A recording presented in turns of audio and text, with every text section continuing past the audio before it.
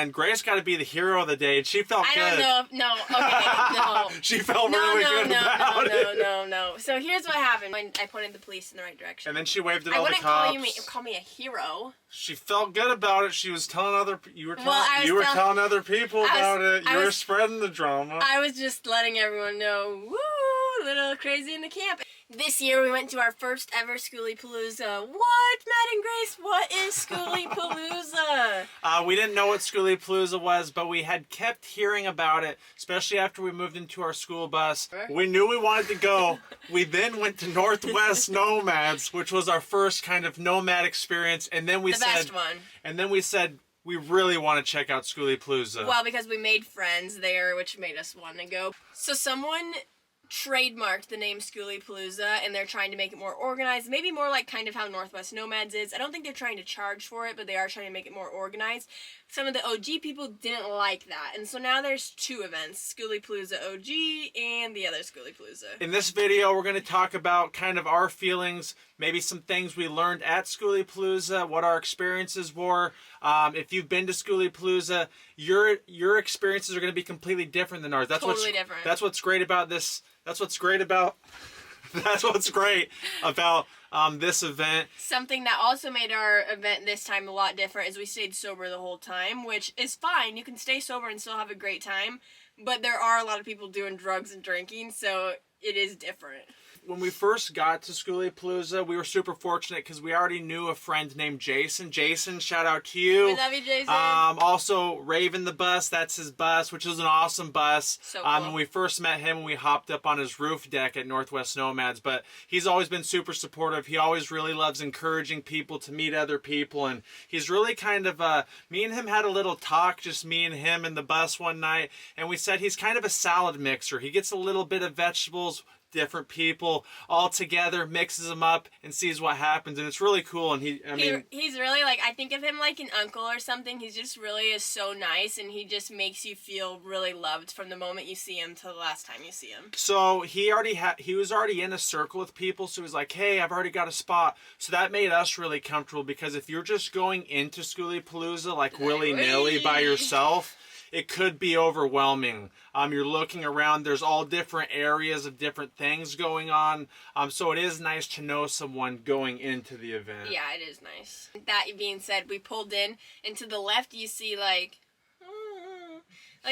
looks good, but some things look a little run down. Maybe you'd be a little nervous depending, because when you get a group like this, you get a wide variety of people, a wide variety of backgrounds, which is a part of what makes it really cool, but also part of it that can cause a little bit of drama. Yeah, and thankfully we were, again, our circle, our area of camp was really nice. There was no drama.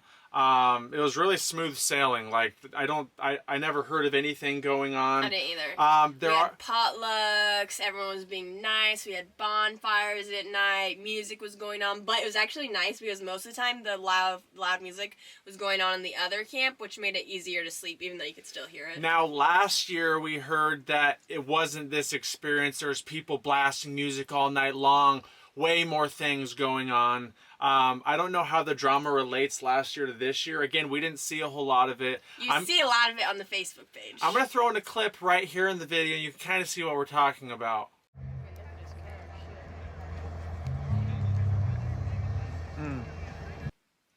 What is it? That's a clip of the bus with the penis on it. Oh, yeah. Okay. So this is what we have known as Skoolie Dan. And Skoolie Dan, apparently, he's been there before. He's been there a lot of times, and I guess, I don't know what happened. We haven't met Skoolie Dan. No, we don't. This is all hearsay, blah, blah, blah. But we did see his bus. We saw all that, and he waved at us, and we were like, So, apparently, he caused a whole bunch of ruckus and made some people really mad, called some people the C word. I don't really know. A whole lot of stuff was going down. People got mad at him, busted out, as you saw.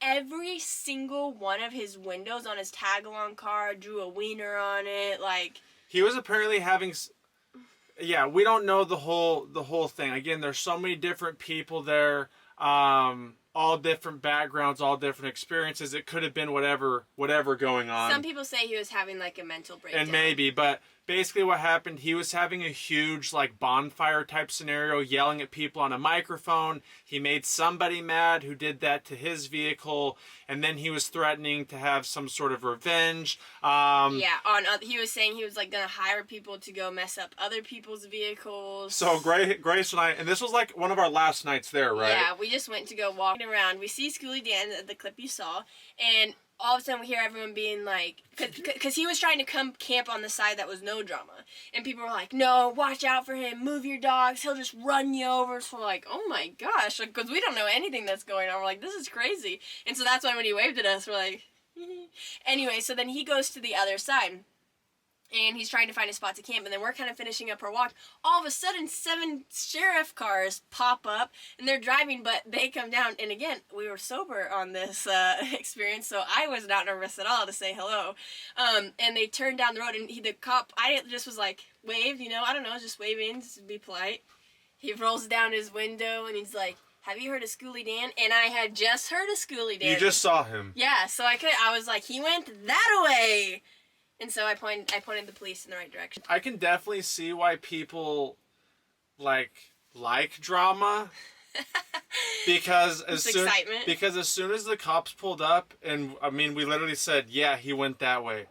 We had several different people from around that area like, hey, what did the cops say? What did you guys say to the cops? This was actually so funny too, because there was this guy sitting there in his car, and we told the cops where to go, so they came and turned around. So all of a sudden 7 cop cars are turning around this one guy sitting, and he was like freaking out because he said he was tripping on something, and he was like, oh my gosh, he didn't know why all these cops were surrounding him. He's like, my car's registered, I'm just sitting here, I'm not doing anything. So that was pretty funny. I was like, you're okay. So besides that drama, just the other side of the camp, it was called like Pirate Camp. Apparently he was a lot more polite this year than in the past. Yeah. Again, kind of when you go to Skooliepalooza, you pick and choose where you want to be. Not really a spot where we wanted to be. That side. There's a certain crowd there, and hey, you go do that. There was also... So that was kind of the middle spot. On the other side, there was like a big family area. So all the families who live in their big school buses, they all kind of get together. All the kids can play which together. is cool. Yeah. We saw a lot of different cool custom rigs. Not just school buses, just all sorts of things. There's one, that cool RV that we saw that I really liked that's all jacked up. It was just a normal RV that was all jacked up, like a 4x4 style. There was a trolley that came in. Eric was his name. Really cool trolley. We never got to see inside. Maybe next time. No, yeah. And then it was just really cool because it is kind of like that community gathering. So there's people selling their arts and crafts on the street. Music, anything you can think of. Yeah. We met a lot of good friends, which was awesome. That's always nice because that's the biggest reason we really wanted to go, because it is kind of hard to make friends sometimes, especially sometimes we feel like as a married couple, sometimes it can be harder to make friends. Like, yeah. I don't know, maybe that's our own thing, like blocking us from that, but sometimes it does just feel a little harder to like go up to people. And we are kind of newer to this community, so a lot of people like Jason, he's been doing this for 4 or 5 years, so he already has all these friends. Again, the more events you go to, the more people you meet. Like, we've been doing this for 4 years, but this is the first year we've done events. Yeah, and also, like being sober, which again was great. Highly recommend trying it out. I was a better dancer. The first 2 days was kind of like us getting into it. When you're not drinking or smoking or anything, you're not quite as loosey. Not cigarettes. You're not quite as loosey. No problem if you do, but we don't do that. No judgment here. But it's just a little bit hard to get into. But then, after 2 days, we had that dance party. And I feel like after we danced on the rooftop, we just felt a lot more comfortable with everyone. There was kind of a block at first because we really don't drink or anything that much. But we had never really been in an environment like that where we chose not to. And so that was kind of weird to just, like, try to kind of get outside your comfort zone when you already are outside your comfort zone. So it was really cool, actually. I recommend it. I did have 2 beers. Matt did. I had 2 beers one night, but I still, relatively speaking for the event, I was pretty sober for the whole thing. Yeah. But yeah, I would say that's about it. Like, it was fun. I'd say check it out.